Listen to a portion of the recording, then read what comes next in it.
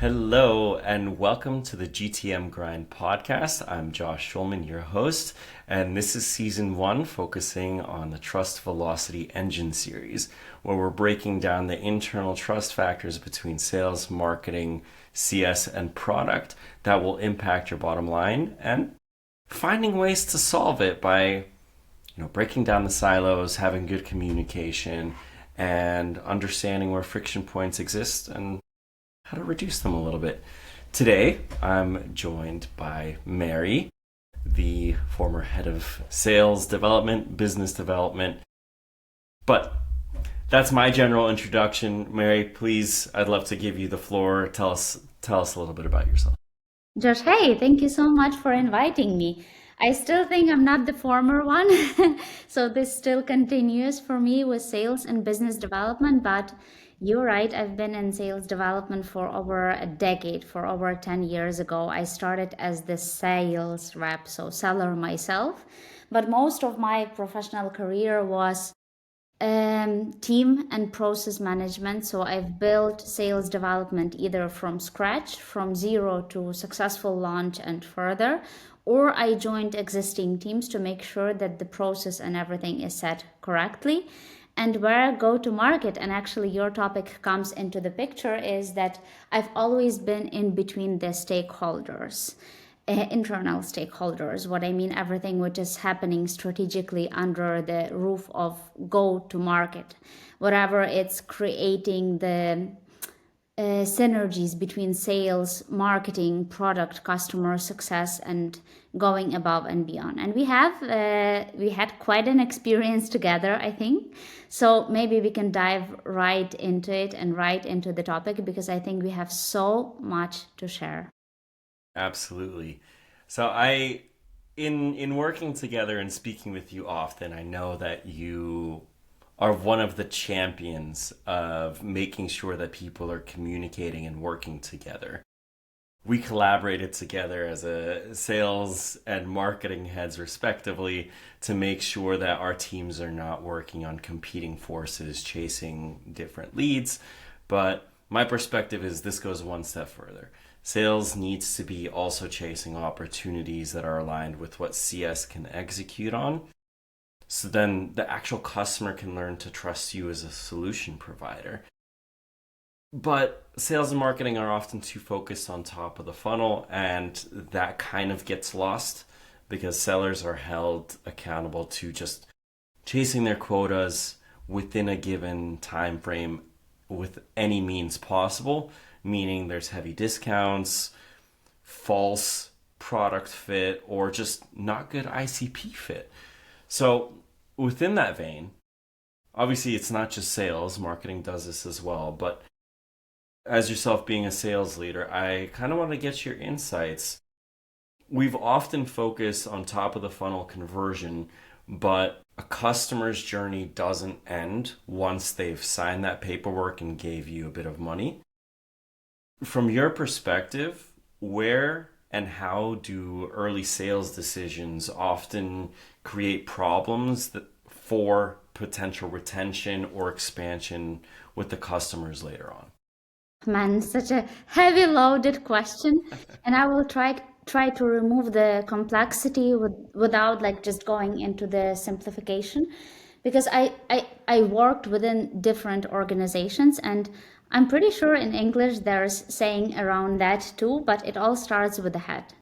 If there is no strategy or let's say top to bottom alignment, everything will break. And one of the things that I experienced early on within my career, which showed me you have to talk to each other, collaborate, and go beyond just top of the funnel and not being siloed, was when the teams were actually either siloed, so everyone was doing their own thing. At the end, somehow things matched up, sometimes not, but everyone was satisfied until the crucial point of scaling and growing when everything broke, right? So that's the first scenario I noticed. And the second scenario I noticed when teams were made to compete against each other. So obviously sales, marketing, CS are very commercially driven. revenue driven, pipeline driven departments where like what you do depends on your results, and basically either every other month or every quarter it boils down to zero, so you have to start over and over again. And I noticed the tendency where like it all came from the C level, where sales and marketing were competing against each other, specifically in the area of top of the funnel. Top of the funnel is quite quite a question. What is top of the funnel? What is middle of the funnel? Everyone is now having very different definitions of it all. But if we are talking about going up market and enterprise and actually executing complex sales and marketing strategies, it never ends at top of the funnel, but it has to have the transition. So what I mean is, whenever it's a complex sales, that's why you have separate teams. That's why you have separate departments who have separate core competencies and are good at what they're doing at every part of the funnel. So whatever it's lead generation, but I hate to call it this way, still whatever it's lead generation, whenever it's like um, something like we did within our previous experience, working on making sure that you create the buyer intent and you follow within the customer within different buyer journeys up until you close. And it can last for month and month and month depending on the complexity. So if you just break it only on the top of the funnel for sales and marketing, you're basically losing it all. If you don't have a very crucial and important thing, something like feedback loop between the teams, I'm talking sales, SDRs, BDRs, marketing, demand generation teams, and like sellers themselves, account executives, and going beyond into customer success, you will have the system broken and it will end up with what you described, right?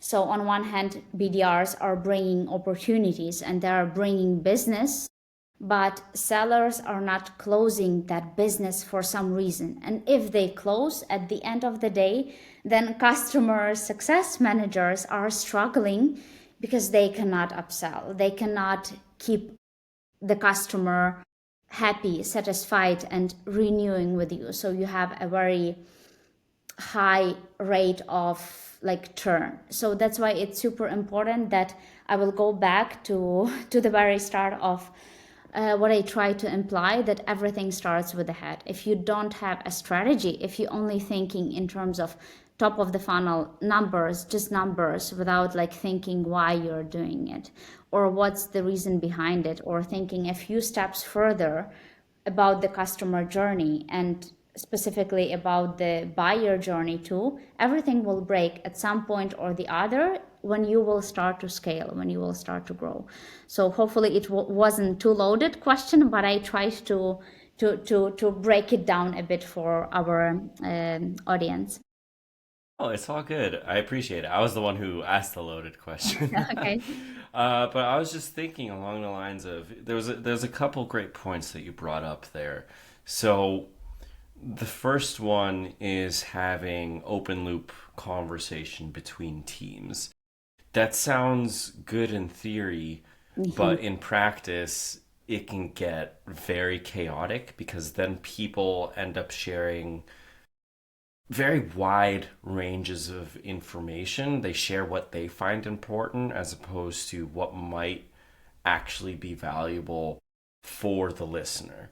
So, for example, marketing might share, oh, yeah, we launched this blog post, but that blog post doesn't do anything to help the XDRs move the conversation into a meeting, and that blog becomes completely meaningless by the time you get to sales, and CS doesn't even care about it. So I guess my point here was, and we can narrow it down to, let's say, two specific areas. So CS to sales and biz dev, and sales back to biz dev and marketing. What did you see as being the most critical feedback elements that needed to be included, so then we're not just saying, hey, I heard this, I heard this, I heard this. It's just what's what are two of those hyper focused feedback points that you think might be most critical? That's such a good question. Coming from my experience and also doing quite a lot of consulting with various organizations, you cannot even imagine how many teams and orgs don't even have that entry level conversation. They either have like the things here and there and they have no clue what each and every one of them is doing, or just are playing the blame game, or maybe not even being that involved. So I would agree, it starts with the conversation, but it doesn't stop there. You have to figure out the loop between the teams. And in order for you to do it, you have to go a bit deeper. You have to truly understand what the other team is doing beyond just like, oh, they're helping us generate leads, or they're helping us create opportunities. The problem is also when coming from executive, when all of the teams are measured the same way. This is such a problem.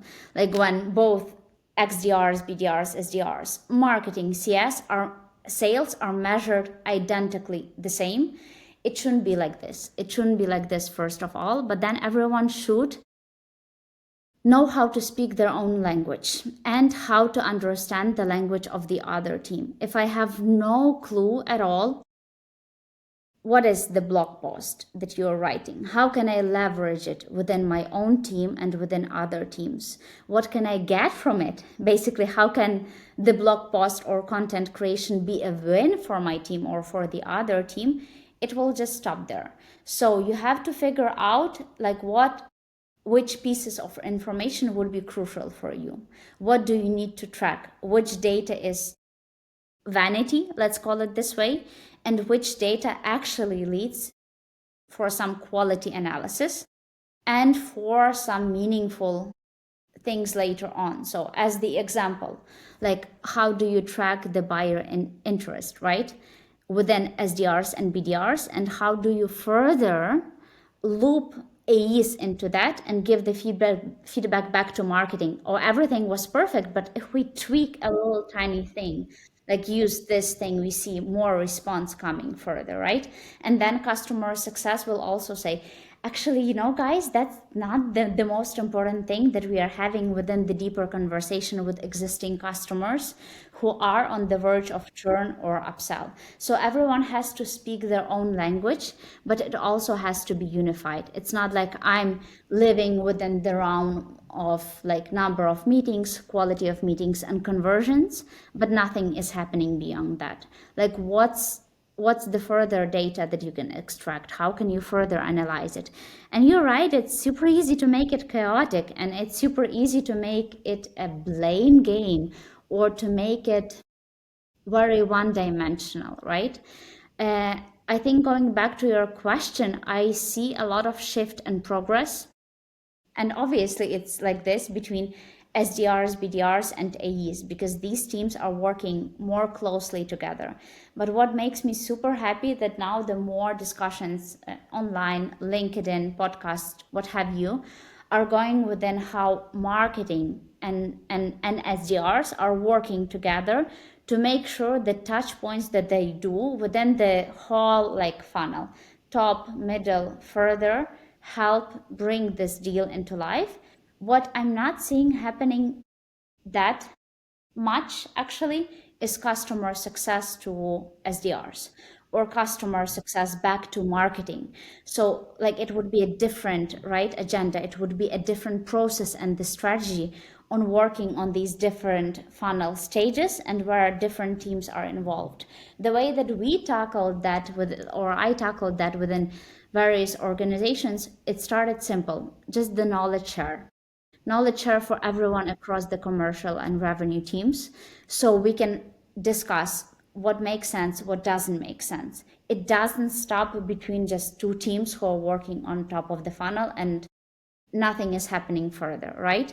But it all starts with something. I would suggest that you start with knowledge sharing sessions and with regular communications between the teams that you are most far away from. So for SDRs, it would be maybe customer success and product teams. Make sure you have these conversations, not just talks with your demand generation specialists or marketeers or account executives. Go beyond. Then you would be able to do some cross-functional campaigns, things like gift giving, things like like more interesting things, I mean, which would leave all of the teams to benefit from the knowledge of one another and make this loop a bit more productive. And I can give you a handful of other examples how you can set it up. But if you don't have it in place at all, start from simple. Yeah. So what I was thinking, and you actually immediately jumped into this topic without me Okay. questioning it, which is great. I was going to ask, based on the comment that, hey, we're all measured on different things. A lot of the solutions that senior leadership ends up coming to for unifying these teams ends up saying, hey, let's have the three pre-sales slash sales teams, so marketing, business development, and sales, all measured on the same thing. At the highest level, you'll have other metrics, but primarily pipeline. Now, that immediately gets lost once it's converted, and therefore CS doesn't need to be involved. So, my question would be, how do we measure and ensure folks are considering the quality of the customer for the conversion? And I understand that's a difficult question to answer because I don't know how many folks are actually doing it. But do you have any ideas on your side about, hey, how do we focus on getting high quality conversions when pipeline only looks at that first stage of the funnel? That's such a good question. I'm opposed to measuring teams exact same way in terms of measuring marketing and SDRs on numbers of meetings and then on even on quality of these meetings and then just on revenue, or then measuring AEs also on numbers of meetings, pipeline revenue, and so on and so forth. But I still strongly believe that there has to be one North Star, one biggest thing and metric that you're trying to chase as the commercial department altogether. And in most of the cases, it's you're right, it's either pipeline like or toll revenue, right? And then you break it down into something which would make sense specifically for your team. So for instance, as your marketing team is not directly creating meetings, right, setting up meetings or creating opportunities, it would mean something else for you. It would mean um, awareness created, right? However you measure it.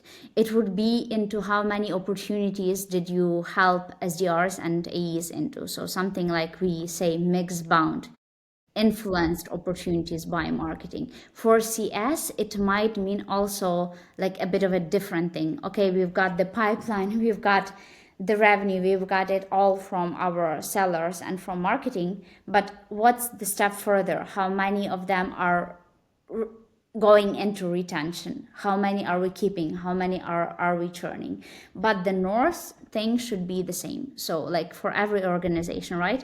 And that's why organizations are having these pipeline goals or revenue goals. So we are trying to do 1 million for this year, 3 million for the next year, and then 10 million for the other year. How do we split it between the teams? How do we split it without making sure that the teams are siloed? How do we split it still, making sure that there is the crossing between the teams, not just every team is working on something else, or you expect everything coming only from one team, not from the other? This is a very heavy topic, actually.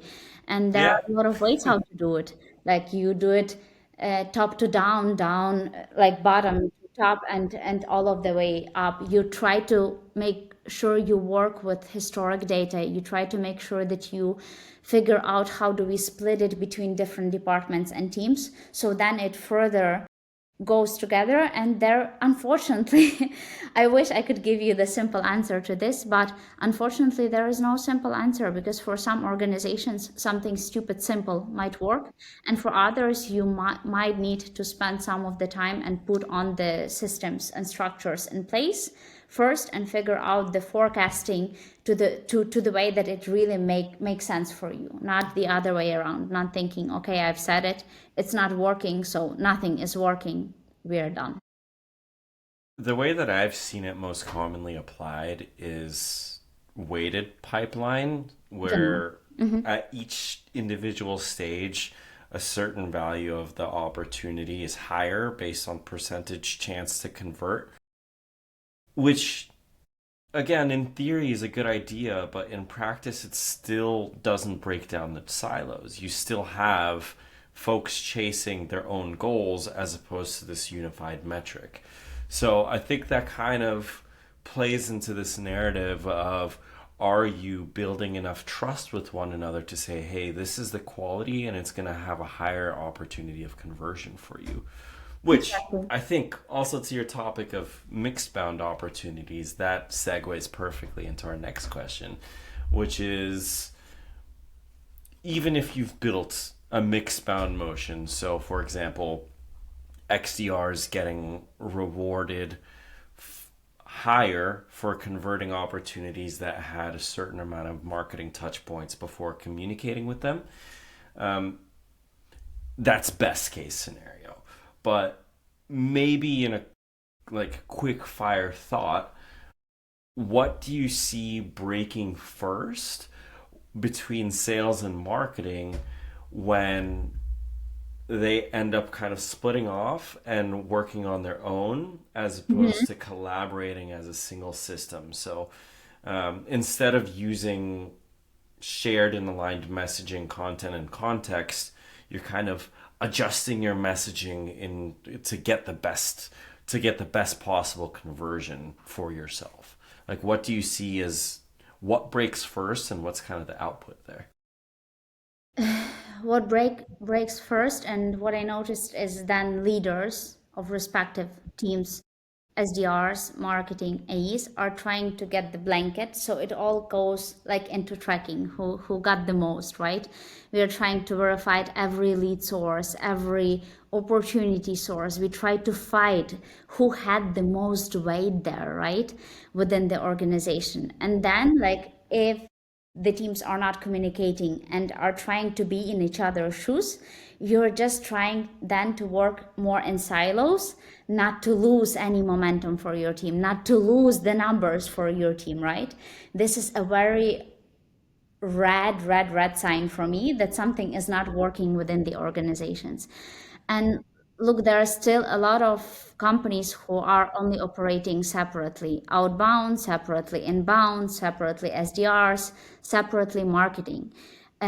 But in case if your narrative is completely different on every other team, like your SDRs are selling a subscription, right, but you are selling a service as the marketing person, and customer success is actually selling something else, consulting, right?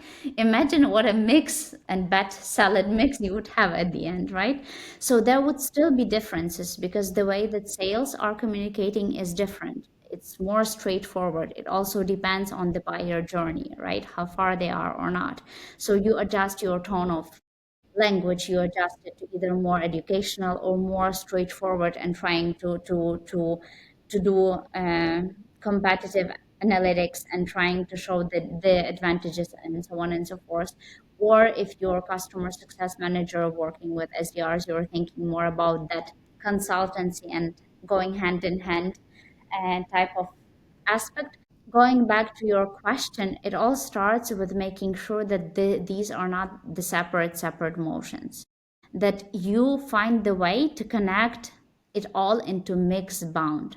Otherwise, you will have your sales team sometimes even working on a very different idea than your marketing team is. And then we have the situation when one team is working in silos and in cold, right? It's so hard to work actually on the cold outbound.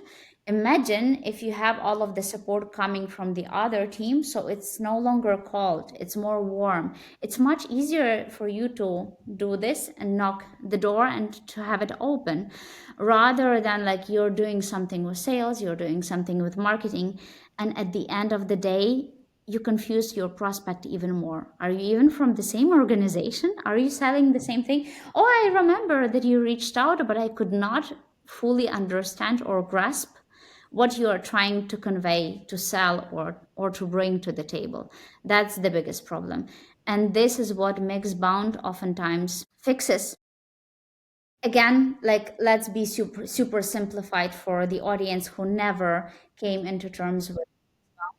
It's when you're doing like campaigns which are created together, strategized together. You have the same narrative, the same language, and you're doing all different sorts of motions, from demand generation motion first, then into transferring warmer leads for your sellers to work with in some way or the other, creating ABM plays which are like going beyond just like lead generation, right? But focusing on like specific segments like upmarket and enterprise. So what do we do differently there? Like what would be the quality of our effort there? Maybe we just don't just like reach out via only email and phone call and stop with that. Maybe we do something extra, even something extravaganza, I would say.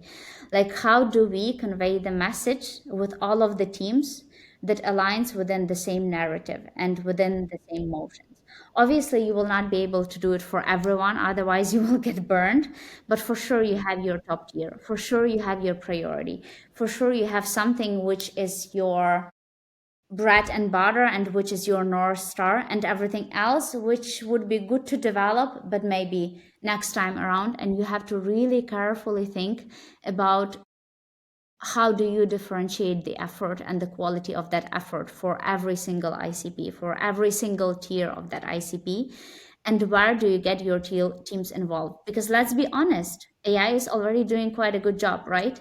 So how do you do more? How do you do more which is expected of you? How do you go above and beyond in terms of creating coherent together campaigns with other departments and with our other teams? This is where Mixbound comes into the picture. This is where the shared and common narrative comes into the picture.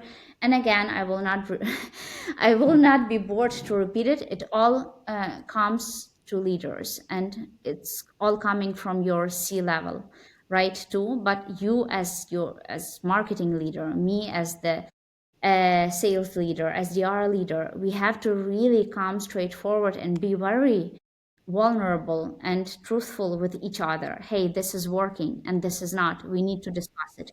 We need to make sure we are working on this together. Yeah, and my key takeaway there, if I were to quickly sum it up, is Mm-hmm.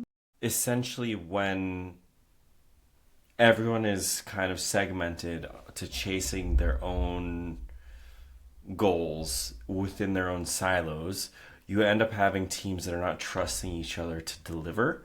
So, for example, your SDRs, your BDRs, they're not trusting marketing to deliver quality deals, prospects, or opportunities into their inbox to make phone calls. You have sellers who are not trusting their XDRs to bring quality meetings that they have a good opportunity to close.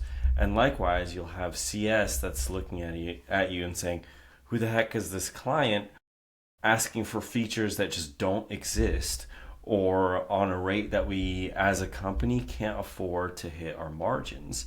And it's on leadership to say, hey, listen, we need to be communicating in the same language. We can't be arguing about who owns what. This is all a collective effort. And as a result, you'll have a faster overall deal cycle because, hey, you have a unified set of messaging across. Someone knows what they're purchasing from beginning to end. And when they're already in as a customer, they know what to expect. And they're not putting crazy pressure on CS to make adjustments to their existing deal structure or the solution that they purchased. But from my side, I guess, let's say it's an organization that's working towards fixing these problems and getting that good alignment from Mixbound process that includes all of these departments. It doesn't have to be. What's signal to you, at least even at the early stages? It doesn't have to be completely fixed yet, but what's a signal to you that a deal or opportunity is being pulled forward by a better unified system? I'd like to say trust, but I feel like trust is a little bit ambiguous in this sense. Um, what in your eyes do you see is a signal to say, hey, listen, This process is starting to work. Let's keep moving on. Let's keep improving. Such a nice label to it all, trust, right? How do you build the trust? What is trust? Like, how do you measure trust in relationships in life? How do you measure trust within organizations? Like, first, it all boils down to translating it into data, right? If we are just basing everything on assumptions and on like storytelling, to which like marketing team is like the leader, sales are the leaders, right? So just opinions, just assumptions, nothing will happen. You have to be backed by the data, and you have to figure out and discuss the what is my criteria of what you say trust, of what is my criteria of quality. How do I know that it will progress, and how do I know that with all of the adequate feedback and summary coming from my team, that the other team will take it into works, will actually extract something super useful from it, and will further transfer it to the other team. So trust, as much as I love it as the term, it has to be translated into something which is like super easily understandable, and which is not just the vague term, which is either the data, the criteria. It has to be across the board. Nothing will happen if you are only talking about our conversions are super low, but okay, which conversions are you talking about? Which stage of the pipeline are conversions low? How do you measure these conversions? Because sometimes you even have conversions being perceived very differently across the board. For one team, conversion can be only like top of the funnel, but another one is thinking middle of the funnel, yet they don't understand that one of the respectful teams have no influence over the other, or vice versa. A good example is we are a startup, right? Let's assume we are a startup and we are hustling our way through it, right? But somehow the deals are not progressing, are not moving forward, even though for, let's say, SDR team, it looks like the most perfect deal according to XYZ A criteria. Somehow it's not going further. Why is it not going further? They're not ready to buy. So they are not within the buyer journey, which makes sense to progress it further. But then how do you, as your sales team, account executive team, communicate it back? How can we work and hustle together to make sure they're ready? No one is ready like 100%. Like they're only like, how many did we say? Like 5% of like ready buyers, and so on and so forth. And going further to marketing, right? Like we are doing all of these awareness campaigns, warming campaigns. We are like making sure that the things progress and move the needle. But imagine marketing doing all of this job, but one of the teams, either SDRs or AEs or customer success, completely ignoring this data point, or that like increase in terms of awareness percentage, or that move across the buyer journey and doing nothing with it. It will make you feel angry, right? It will make you feel angry and frustrated, and you will get more closed, more siloed, because you would think, okay, they don't care. I still work because this is my metric, this is my goal, this is what's important to me. But then you don't care what other teams are doing with it. So like, long story short, trust is important, but you have to figure out the way to translate it into data and to translate it into something which would be acceptable across the board. Which is funny. I actually kind of came up with a specific formula that you can measure trust based on data and metrics that are absolutely existing in your ecosystem. Like you don't need to calculate anything new. And it takes into consideration all of these conversion data, but then adds that additional layer of time based. So then you know, hey, this fits within a given cycle. And I call this the trust velocity formula, which is win rate times retention times expansion divided by cost of acquisition payback times sales cycle length. So That's so you should cool. be tracking all of these numbers, Exactly. As and separate teams. you'll have a number that says, all right, this is an indicator that your teams are trusting each other and they're using each other's data to enforce every touch point. Now, those are a lot of data points, and just the end value, trust velocity, won't necessarily give you the full picture. But what would give you the full picture is, as you're looking at this progressively moment over moment, are those metrics improving? Do you see increased win rate? Do you see increased retention, increased expansion, faster CAC payback, slow or faster sales cycle length? So if any of these metrics are improving, you'll see the end number improve, but the end number is only incremental. So that's actually kind of for me where you're making something that's a little bit intangible, a bit more tangible. And it takes into consideration both sides of the funnel, ensuring that everyone kind of stays focused on quality oriented conversion. Exactly, and you don't even need to create the bicycle from the scratch because you are already sitting on the data and you're tracking it already for your own team, right? But it's not about just the numbers game. It's never about the numbers. How do you think about the quality? What quality means to you? Okay, it's conversions. Like conversions would be different on each stage of the pipeline, from the top to the middle to further. And like how do we make sure that we affect these conversions? Otherwise, you're right. We are ending up with having enough pipeline, but nothing is converting further. Yeah. And we The are pipeline ends up being exactly, completely useless. Like, why did you even start tracking it? exactly. And usually within the organizations, there are two roads from it. Either we are improving like pipeline and revenue, or we are optimizing and cutting costs. So somehow there is no link between all of that and what you called trust velocity, and there has to be. It's not just about the win rate, it's about the retention. It goes further than that. It has to have time aspect and time sensitivity linked to it. So I really like the idea. Again, it's nothing new, but like it doesn't seem like it's like something high mess or something that we've never done before. It's basically using the data that you already own, but making sure that the data is not siloed and that there is someone who's working with it on the commercial or whole organization scale to make sense of it. Otherwise, it would just not work. It does ultimately end up being a leader's view. Like, you don't measure anyone's performance based on trust velocity.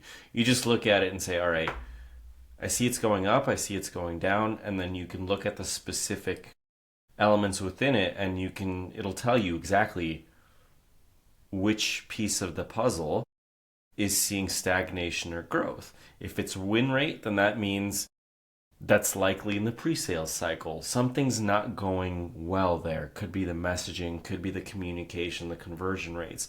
If it's retention, then you're getting the wrong deals in the pipeline. If Exactly. it's CAC payback, then you're getting the wrong size customers, and they're not willing to invest more. If it's sales cycle length, then you're probably communicating poorly, and it could also be a poor product market fit. So there's a lot of really interesting elements that could go into it. And you can live with it. But You can live without it, but only until the certain stage. You would need to scale and grow at some point or the other. And if you plan to scale and grow on broken systems, on no process at all, on no communication, on no strategic, actually strategic aspect of teams working together, it will just not work out. Again, it works only until a certain point, super early stage. But if you're scaling, growing, especially rapidly scaling and growing, if one of these things is broken, like you will not be able to build further. so that brings me to my last question of our conversation, and I kind of think I know what your answer is going to be, but let's see. It's if you could change one system level thing within the entire revenue process to help improve the communication, the Mixbound efforts, system level. So it doesn't mean a tool, and it doesn't necessarily mean adding or removing headcount. So, what is one process that you would change, and why? Only one? Only one, because Uh, it's just to start with. It's okay. so then at least in your mind, where do people get started, and then what happens next of course, would be the follow-up discussion. But where would you get started? We talked about a lot of things. So we talked about the narrative, we talked about cross team and cross department collaboration and the importance of the feedback loop and communication. But where would I start? I would really start with the data strategy across the board. And I'm not just th- thinking like velocity metrics or just data for the sake of data, but still, like, if you start with data, if you know what you need to track, what you need to measure across the board, later on you would be able to build on top of that. If you don't have any data strategy, if you have no revenue leadership involved, someone who would be like in football, right? We have arbiters, like soccer, football thing, right? We have someone who's making sure that the rules are being followed, that there are rules and systems in place between the teams and organizations. I would start with that. I would start with revenue, overall revenue and data strategy, because if you don't have it, you will just operate with assumptions, ideas, just your own intuition, which sometimes would not work. We need to go back from it and make sure that we are super methodological about everything we do. We are not just doing it for the sake of doing. That's good. I mean, yeah, it's a little bit underrated how broken so many data systems are when you just get Exactly. started. You can have so much data input, so much CRM input, but it's so often so broken and unclean. So it's a good place to start. Funny enough, So, sometimes I even yeah, talk within the organizations and I talk to different leaders, to sales and marketing, and I ask them, what's your ICP? They all tell me different things.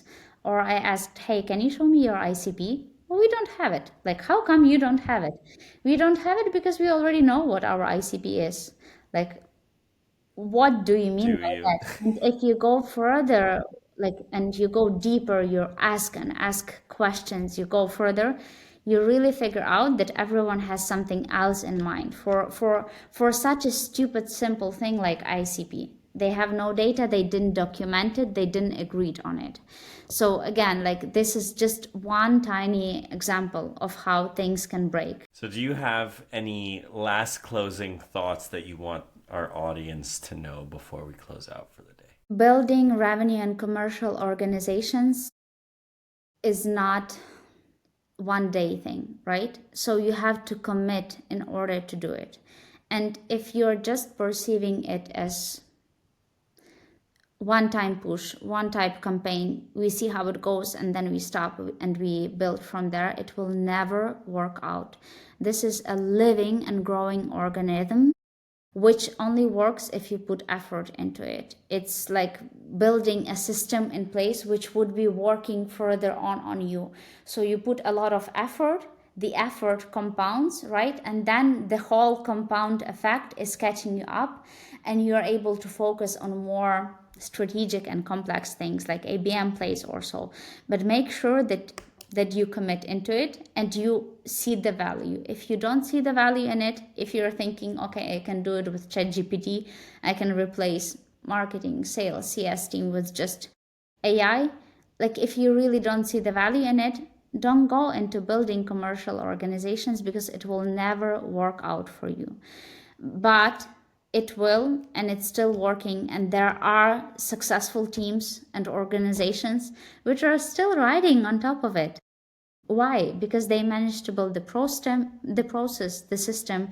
They managed to build it under one revenue roof versus siloing all of the teams. And they're just going about their day, doing their own work, while you can go on LinkedIn and see so many chaos and panic about everything else. Again, you have to believe in it and you have to commit into it. It's underrated how much ongoing effort has to go into building and sustaining these systems. LinkedIn is so filled with people who make it seem like they built it once and then it was perfect. Realistically, it took iteration, it took process, it took consistency, and then sticking with it after launch is what will maintain its success. And you know what? Rome was not built in a day, but it was also not destroyed, unfortunately, in a day. As much as we think it was, like somehow historically, you can find so many analogies to all of these things. So you cannot build empire, you cannot build a complex system within the day. Also, there are red signs that will signal you, okay, I'm destroying it all, and for the sake of what? Like experiment or so. Yeah, true. Well, thank you so much for joining me today, Mary. I appreciated our conversation and looking forward to having you come back on in the future for our trust series. And yeah, stay Thank tuned. you. I enjoyed it that much.